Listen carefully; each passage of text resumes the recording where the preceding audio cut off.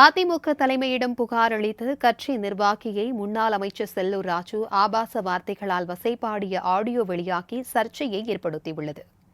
நடைபெற்று முடிந்த நாடாளுமன்ற தேர்தலில் அதிமுக படுதோல்வி அடைந்ததற்கான காரணம் குறித்து அக்கட்சி பொதுச் செயலாளர் எடப்பாடி பழனிசாமி தொகுதி வாரியாக நிர்வாகிகளை சந்தித்து ஆலோசனை மேற்கொண்டு வருகிறார்.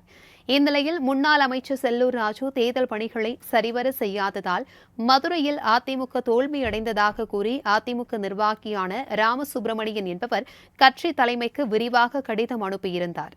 இதற்கிடையே சென்னை ராயப்பேட்டையில் உள்ள அதிமுக தலைமை அலுவலகத்தில் எடப்பாடி பழனிசாமி தலைமையில் மதுரை தொகுதி தோல்வி குறித்த ஆலோசனைக் கூட்டம் நடைபெற்றது.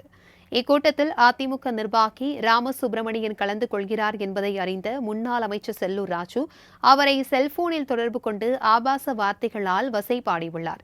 அதிமுக நிர்வாகியை கட்சி தாவும் நாய் என்று வசைபாடிய முன்னாள் அமைச்சர் செல்லூர் ராஜு தொலைத்து விடுவேன் எனவும் கடுமையாக மிரட்டல் விடுத்துள்ளார்.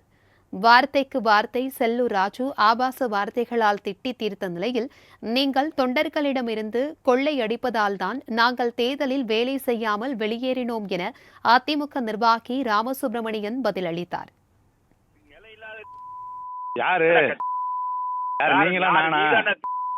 நீங்களா நானா? நான் எங்கடா எங்க ஒரு இடத்துல விசுவாசமா இருந்திருக்கேடா? உங்களுக்கு நாங்க தான் வேலை பார்த்தோம். ஒரு இடத்துல விசுவாசமா இருக்கடா? 21 எலெக்ஷன்ல நாங்க வேலை பார்த்திருக்கோங்க. 21 கிழிச்சனே. அப்புறம் தினகரனுக்கு போயிட்டியாடா நாய்? 21 எலெக்ஷனுக்கு எங்க தினகரனுக்கு போனாங்க?